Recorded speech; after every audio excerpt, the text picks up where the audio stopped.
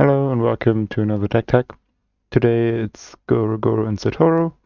It's a Grixis deck that is focusing on ninjas and first strike, because when you have a creature with first strike in combat, attacking or blocking, but the important thing is attacking, there are two damage phases or damage steps. Yeah, damage steps. So that means that when we have a creature with an unblocked creature with first strike, we can go to the first damage step, and after the first damage step, we can still ninjutsu in a ninja, and then the ninja does the normal damage. So we basically have double strike on our first strike unblocked creatures. Yeah, the commander is a 3-mana commander, 3/4. It says whenever one or more creatures you control that enter the battlefield this turn deal combat damage to a player, create a 5/5 red dragon spirit creature token with flying, and for 1 generic and 1 red we can get all our creatures haste until end of turn. So the first creature we are playing is Ardos, Cobbler of War. It's a 2-mana 1/1 haste creature that says when it or another creature enters the battlefield under our control, that creature gets +2/+0 until end of turn. And for 4 mana we can create a 1/1 red goblin creature token with haste. The next card is Arni Metalbrow. It's a 3-mana legendary creature human berserker, 3/3. And it says whenever a creature you control attacks or a creature enters the battlefield under your control attacking, you may pay 1 generic and 1 red. If you do, you may put a creature card with mana value less than that creature's mana value from your hand onto the battlefield tapped and attacking. I did upload a short about this. When we activate a ninjutsu ability of, for example, Asra Smoke Shaper, to put it into play tapped and attacking, Arni Metalbrow will trigger, so we can pay 1 generic and 1 red to put a creature with CMC 3 or less from our hand tapped and attacking onto the battlefield. And keep in mind, when we activate a ninjutsu ability, we are already past the blocker declare step. So whatever creature we cheat in with Arni's trigger can't be blocked. It's automatically unblocked. So we could pay 2 mana to ninjutsu in Asra Smoke Shaper, and then pay another 2 mana to put into play, for example, Nashi Moonsage Scion, or Maestros Diabolist, or Professional Facebreaker, any 3-drop, or 2-drop, or 1-drop. Yeah, right. And what I also mentioned in my short video was Thousand-Faced Shadow. This 1-mana 1/1 flying creature has ninjutsu for 4 mana and says when it enters the battlefield from your hand, if it's attacking, create a token that's a copy of another attacking creature. The token enters the battlefield tapped and attacking, which means normally the only way you can get this trigger is with ninjutsu, because you don't get the trigger if you create a token that's tapped and attacking, since the token didn't enter the battlefield from your hand. Anything like that. But with Arni, we can actually like put it for 2 mana, we can put it onto the battlefield tapped and attacking from our hand and then get its ETB, which is very nice, because 4 mana ninjutsu cost is quite a lot. I think it's the most expensive ninjutsu cost that I'm playing in this deck. So yeah, right. Next card, Asra Smoke Shaper. It's a 4-mana 3/3 ninja with ninjutsu for 2, and when it enters the battlefield, target creature gains indestructible until end of turn. Target creature we control. Next is Baleful Strix. I think everyone knows Baleful Strix. Then we're playing Biting Palm Ninja. It's a 3-mana 3/3 ninja with ninjutsu for 3. And it enters the battlefield with a menace counter on it, and when it deals combat damage to a player, we may remove a menace counter from it. When we do, that player reveals their hand, and you choose a non-land card from it, exile that card. Important, it says reveal that player, that player reveals their hand, not look at that player's hand, so everyone sees it. Then we're playing Bloodmark Mentor, 2 mana, 1/1. Red creatures we control have first strike. This includes the dragons we are creating since they're red, and our commander, and a lot of haste creatures, which is exactly what we want. Then we're playing Brazen Borrower. It's a 3 mana, 3/1 flash flying creature that says Brazen Borrower can block only creatures with flying. Yeah, I'm German, and I really have trouble pronouncing that name. It also has an adventure part for 2 mana. It's an instant that returns target non-land permanent from an opponent to its owner's hand. The good thing is, like for those who don't know, the petty theft, the instant adventure part of this card, you can only cast it from your hand, I think. Basically, when you have this creature on the battlefield, you can't activate or cast the instant. But when you cast the instant from, for example, your hand or from exile, then this card is put into an adventure zone. It's exile. The adventure zone is exile, part of the exile. And from that exile, you can cast the creature, which means when we have the creature on the battlefield and we attack with it and it's unblocked, and we use a ninjutsu ability to put it into our hand, and then the ninja on the battlefield tab and attacking, we can again use the instant part, which is very nice.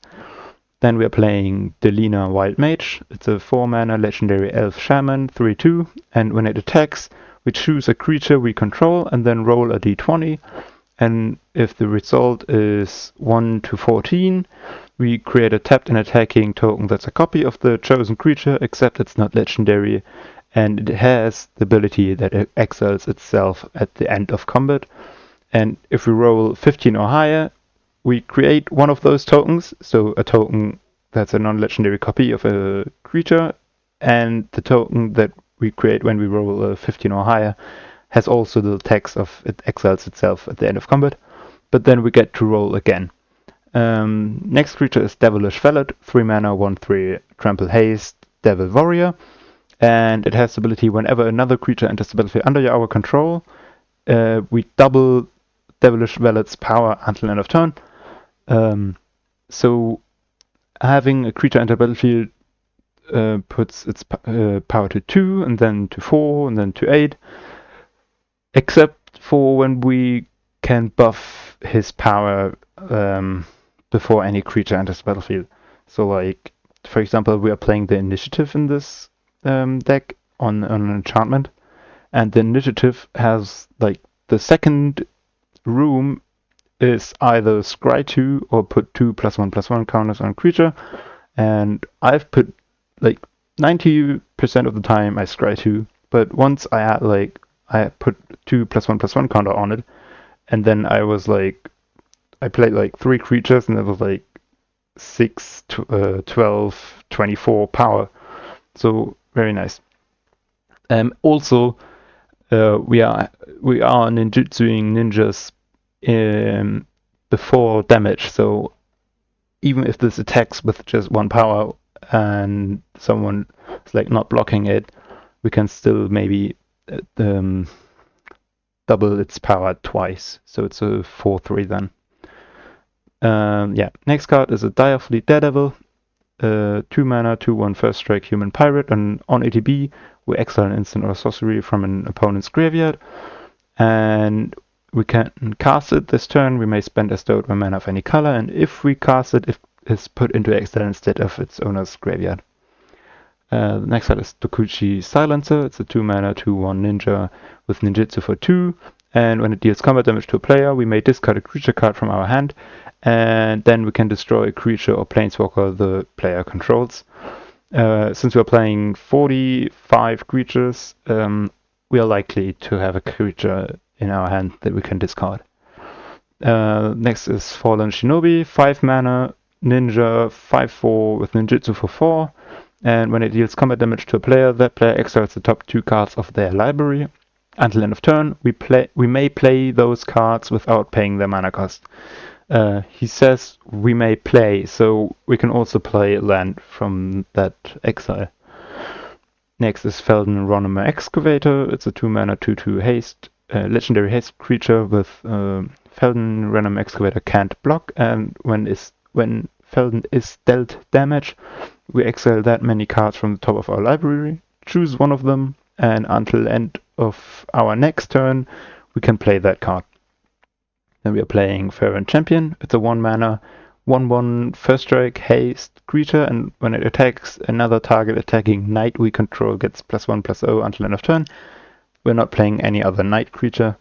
And equip abilities, we activate the target Fervent Champion, costs 3 less to activate.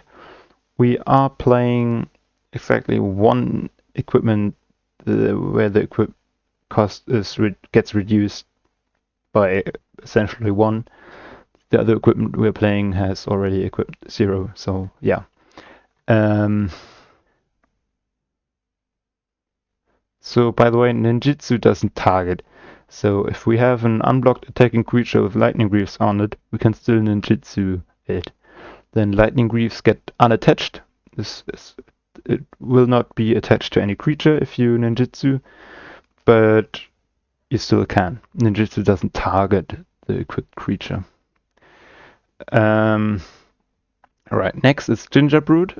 It's a colorless 1/1 for 1 with haste. And for 1 mana, we can make it unblockable except by creatures with haste. And for 2 mana, we can sacrifice it to gain 2 mana and tap. Sacrifice it to gain 3 life. Then we are playing Grim Hireling, 4 mana, 3/2. Whenever one or more creatures we control deal combat damage to a player, we create 2 treasure tokens. This is very nice when you have, for example, multiple creatures with first strike and multiple creatures without first strike, because then, like in the Magic Christmas Wonderland, whatever, you could create 12 treasure tokens in one combat, because this triggers for each player.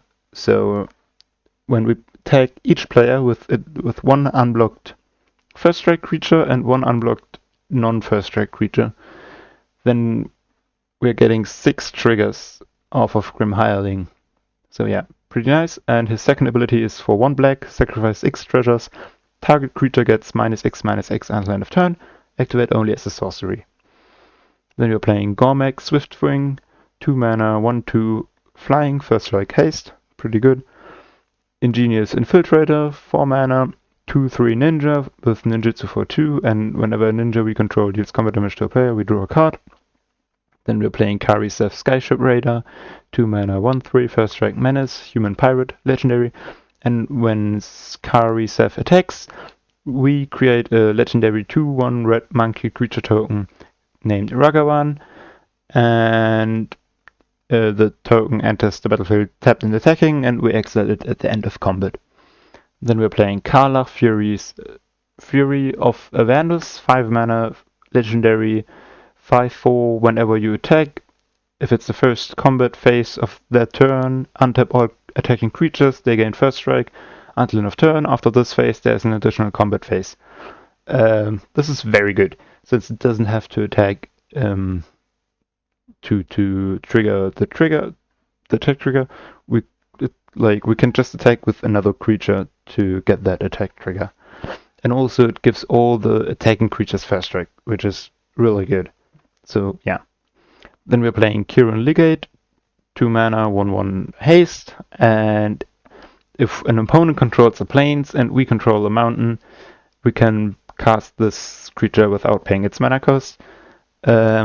Yeah, so when you have to pay 2 mana for it, it really is not good, but when you're paying 0, then you can't complain. Next, Legion Loyalist. One of the golden picks, I'd say. 1 mana, 1/1 haste with battalion. I don't know. So whenever it and at least 2 or more other creatures attack, Creatures we control gain first strike and trample until end of turn and can't be blocked by creature tokens this turn. Next, Loyal Apprentice, 2 mana, 2/1 haste with Lieutenant means at the beginning of our combat, if we control our commander, we create a 1/1 colorless Thopter creature token with flying. That token gains haste until end of turn. Then Maestro's Diabolist, 3 mana, 1/4 Death Touch haste, and when it attacks, if we don't control any devil token, we create a tapped and attacking 1/1 red devil creature token with. When this creature dies, it deals 1 damage to any target. Then Mistblade Shinobi, 3 mana, 1/1 ninja with ninjutsu for 1 blue, and when it deals combat damage to a player, we may return a creature that player controls to its owner's hand. And 3 mana, 2/3 lifelink Murderous Rider. When it dies, we put it on the bottom of our library, and this is another creature with the Adventure part.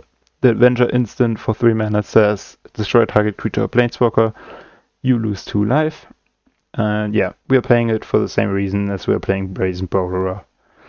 Then Nashi Moon Sage Scion, 3 mana legendary ninja, 3/2 with ninjutsu for 4.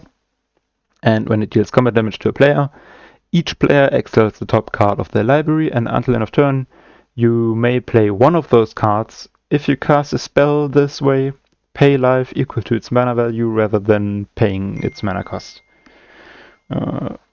Wait a second. I need to check this.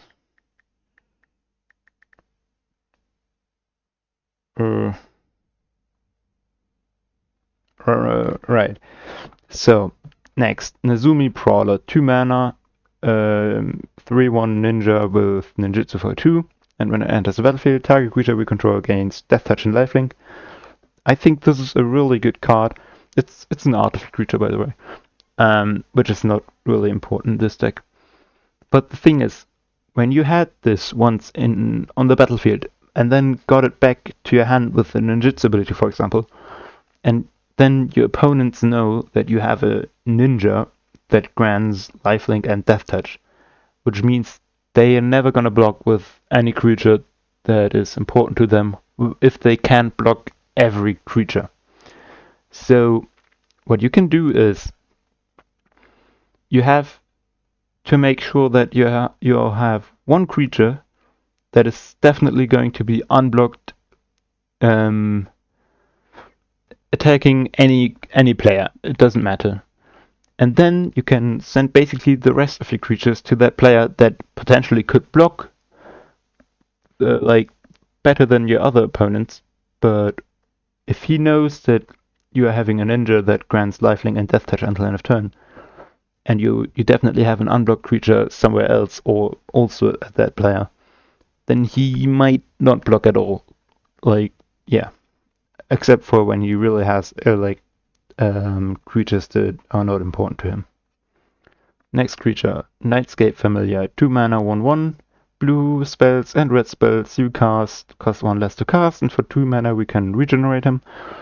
This is actually a card that I'm thinking of cutting, because I'm playing the deck in paper, and I had him on the battlefield, and he didn't do anything because I had like 3 ninjas in my hand that I was just ninjutsuing every turn basically.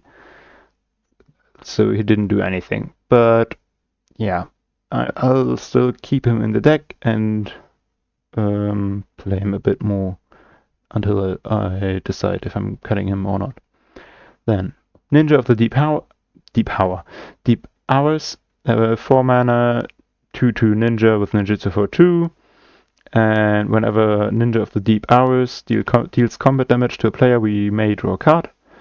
Next creature is Phoenix Chick, 1 mana, 1/1 flying haste. Phoenix Chick can't block, and whenever we attack with 3 or more creatures, we may pay 2 red. If we do, we can return Phoenix Chick from our graveyard to the battlefield, tapping and attacking with a +1/+1 counter on it.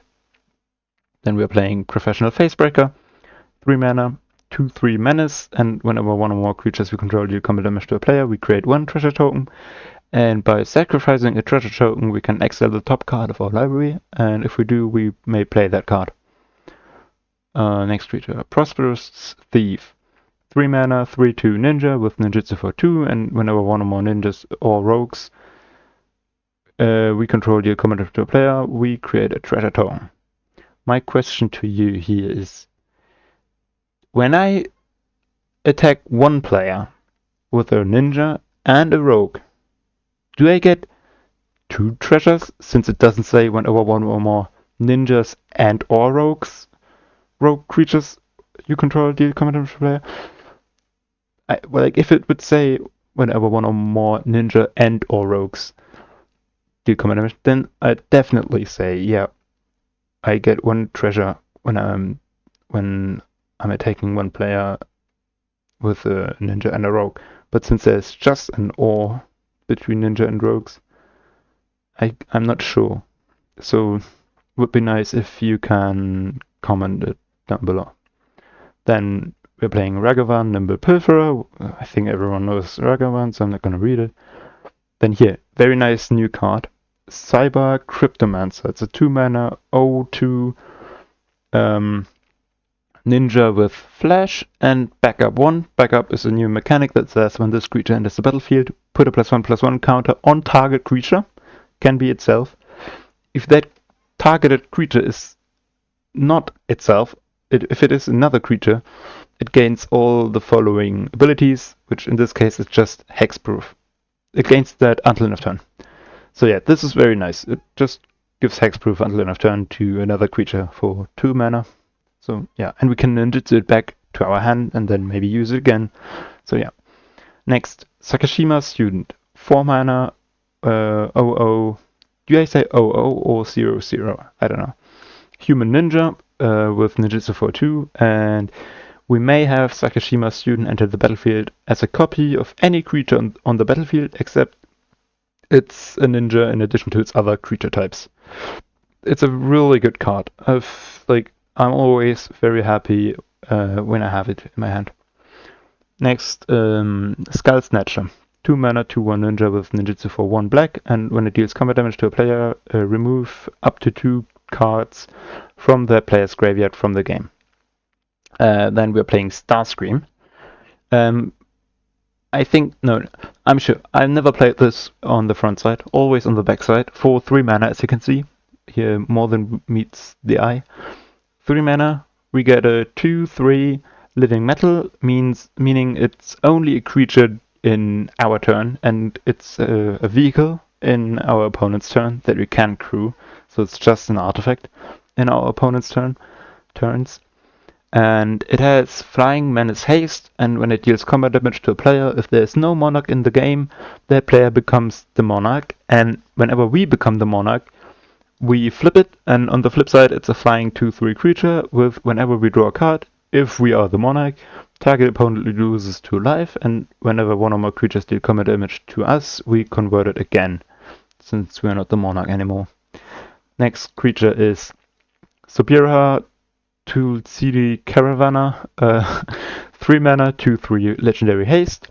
For 1 colorless, we can give another creature with power 2 or less unblockable, and for 2 mana untap, discarding our hand. Basically, until end of turn, whenever a creature you control with power 2 or less deals combat damage to a player, we draw a card. Then Tetsuku Umisawa Fugitive, I don't know. 2 mana, 0/3, legendary. Creatures you control with power or toughness, 1 or less, can't be blocked. This is a pretty good creature in this deck. We do have so many creatures that have either toughness or power 1. So yeah. Next, Thousand Face Shadow. I've already read this card, so here's a Throat Slitter, 5 mana, 2/2 ninja with ninjutsu for 3. And when it deals combat damage to a player, we may destroy a target non-black creature that player controls. Then there's Orabrask, the Hidden, 5 mana, 4/4. Creatures you control will have haste, and creatures your opponents control enter the battlefield tapped. It's also a really good card in this deck. Yeah. Then there's Walk of Secret Ways, 3 mana, 1/2 ninja with ninjutsu for 2. When it deals combat damage to a player, look at that player's hand. And for 2 mana, return target ninja you control to its owner's hand. Play this ability only during your turn. This like if we don't have any ninjas in our hand, but we really want to merge it to something, this helps us getting any ninja into our hand to then use the ninjutsu ability. And last, we're playing Yuriko. I think everyone knows Yuriko, or you can pause and read it. Then we are playing Blasphemous Act and Feed the Swarm as sorceries. Feed the Swarm is just good. It's just the enchantment removal in this deck, and Blasphemous Act the board wipe. Yeah. Then we're playing Arcane Denial, Bedevil, Chaos War, Delay, Memory Lapse, Rakdos Charm, and Resculpt as our instance. Why I'm playing those 3 counter spells, simple. All of them cost 1 blue and 1 generic, not 2 blue, and just a counter target spell basically. I don't like when counter spells have like counter target non-creature spell or counter target creature spell. I dislike that. So I don't care if my opponent is drawing 2 cards. I'm also drawing 1 card. And I don't care if my opponent is casting the spell in 3 turns in their upkeep. And I don't care if the opponent is redrawing their spell. I really don't. This, like 80% of the time, the spell doesn't get cast because the game's over. And the other 20%, it's a counter spell. So when my opponent is casting their counter spell in the upkeep, it doesn't do anything. Memory lapse, it slows down your opponent. Like when he's playing their Crater Hoof and you're putting it back on top of his library. Good job. Yeah. What I think what you shouldn't counter is like, yeah, I don't know. No, I think there's no specific card or card type that is worse being countered that way than others. Like here it's like when you counter a counter spell with delay, it's like really good, right? But with memory lapse there's not such situation. Then Reckless Charm is just pet card of mine. I think it's really good. I think I use all 3 modes, so yeah. I think there are not a lot of charms where I use all 3 modes in Commander. Like Boros Charm is a charm that I'm playing, but I never play the deal 4 damage to target player in Commander. And those are no. I also play the Guru Charm, but wait, I don't know all the 3 modes. Guru Charm. Okay. Creatures without flying can block this turn. This is good. You gain control of all permanents you own. This is good. To each creature with flying, this is also good. Okay, this is also charm, but all 3 modes can be good in Commander. Then Resculpt. If you're one of those players who are playing, what is it called? 2 mana extra removal. Fade. Something with fade. I don't know. Like that exile target creature and the owner of that creature manifests the top card.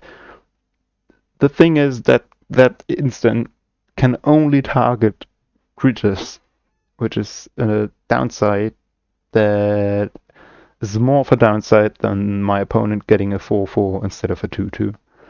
And the fact that my opponent is exiling the top card of the library is also not an upside that is like better than having 2 possible targets like artifact and or creature.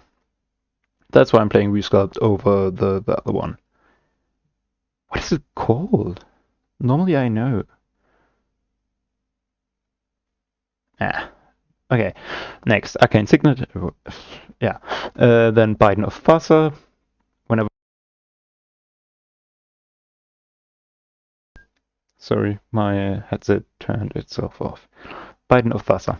4 mana, whenever a creature we control deals combat damage to a player, we may draw a card, and for 2 mana, creatures our opponents control attack this turn if able.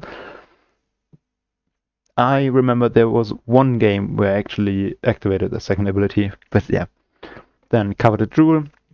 And this deck, it's good because this deck is, like, in the beginning of the game, it's most of the time faster than the other decks. So when other decks play their 3-mana value creature, like Tireless Provisioner, and you already have your 5/5 dragon, turn 5, or let's say turn 5. 4, 4, 5. Yeah, then it's good to activate this ability, because you might already have 2 or 3 dragons. So yeah. Then, Coveted Jewel. That's an artifact that I'm playing in a lot of decks. 6 mana. When it ETBs, you draw a card. You draw 3 cards, and you may tap it to add 3 mana of any one color. And it says, whenever one or more creatures an opponent's control attack you and are not blocked, that player draws 3 cards and gains control of Coveted Jewel, untap it. Which means when your opponent is controlling it, this also counts for you. You can attack him, and if one or more creatures you are unblocked, you draw 3 cards and gain control of it, untap it. And this is not a damage trigger, it's a trigger that goes on the stack and resolves before damage, after blocker declare. So we can actually use it to pay for ninjutsu costs, for example, which is very nice. Then we're playing Eater of Virtue. It's a 1-mana legendary equipment that says equipped creature, whenever equipped creature dies, exile it. Equipped creature gets +2/+0, and as long as a card exiled with Eater of Virtue has flying, the equipped creature has flying, and the same is true for First Strike, Double Strike, Death Touch, Haste, Hexproof, Indestructible, Lifelink, Menace, Protection, Reach, Trample, and Vigilance. What you have to know is it doesn't work with tokens, since it says as long as the card exiled with it, and it says card. So tokens are not cards in Magic. They're not. Meaning when I equip a dragon, a flying 5/5 dragon, the dragon dies. It does get exiled, but my sword doesn't grant flying to all the other to the equipped creature from now on, since there is no exiled card. So yeah, whenever a equipped creature dies, exile it. Works on tokens, but yeah. Then we're playing Lightning Greaves and Soldering. And then we have 6 enchantments. First one is Break Through the Line, 2-mana enchantment. It says for 1 red, we can target any creature on the battlefield with power 2 or less, and that creature gains haste until end of turn and can't be blocked. This is quite nice to make deals. Like, as you can see, I have Initiative, I have Coveted Jewel, and Monarch in that deck, and almost every deck. Like, Initiative and Monarch, pretty sure in almost every deck, and Coveted Jewel in some, like 4 or 5. So this helps us, like, when we have an opponent that really needs Monarch or Initiative or Coveted Jewel, we can talk to him like, hey, I have 1 red mana open, I make your small creature the unblockable until end of turn, then you get all the thing that you need, and on my turn I get it from you by also attacking you only for 2, for example. Yeah. Then we're playing Favor of the Mirror Breaker. I think everyone knows Favor of the Mirror Breaker, but you can also pause and read. So yeah. Then we're playing Kumano Faces Kakatsan, 1-mana enchantment. The first chapter is deal 1 damage to each opponent and each planeswalker they control. The second chapter is when you cast your next creature spell this turn, that creature enters the battlefield with a +1/+1 counter on it. And the third chapter is exile it, then return it to the battlefield on the backside. On the backside, it's a 2/2 creature with haste, and if a creature dealt damage this turn by a source you control would die, exile it instead. The good thing is, when we play this on turn 1, get the second chapter on turn 2, and on turn 3 it flips, and we play our commander, and we attack with it, and deal damage to an opponent, we get a dragon, since this side entered the battlefield this turn, and our commander cares about creatures entering the battlefield this turn and dealing combat damage to players. So yeah. We're playing Loot Dispute, 4 mana enchantment. When it ETBs, we get the initiative and create a treasure.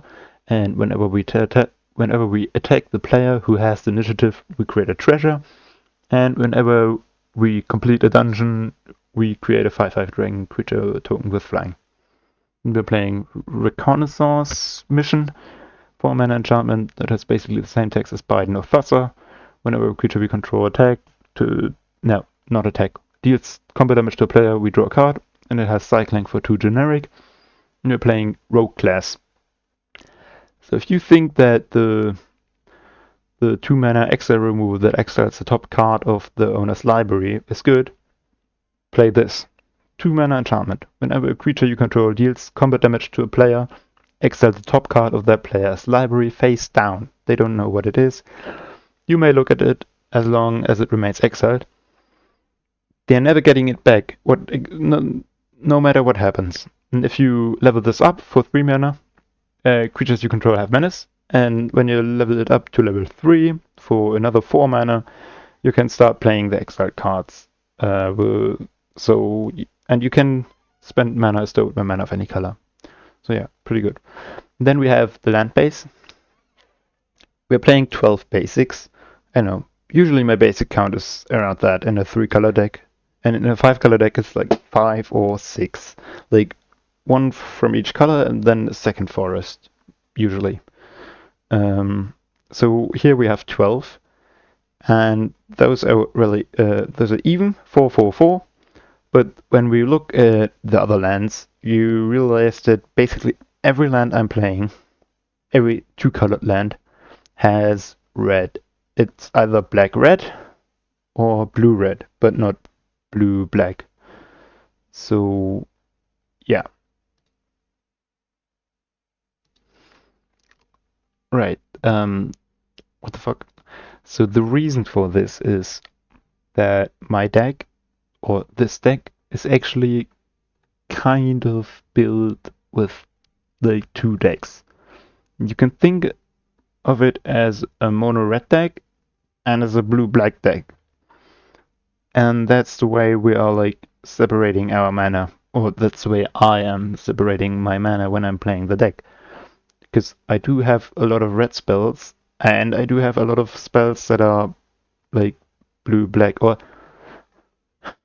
maybe not a lot, but more blue-black spells than multicolor red spells, right? And yeah, that's just the way I'm playing this deck. That's why I built my mana base like this. Right. This deck on card market, when you're buying it on card market, like in Europe, you pay 224 euros, and I think it does exclude the basics. Right. It does exclude the basics. So yeah, I think this deck is pretty good in a combo meta, but not really good in a... No, I said the wrong thing. It's pretty good in a combat meta, but not good in a combo meta.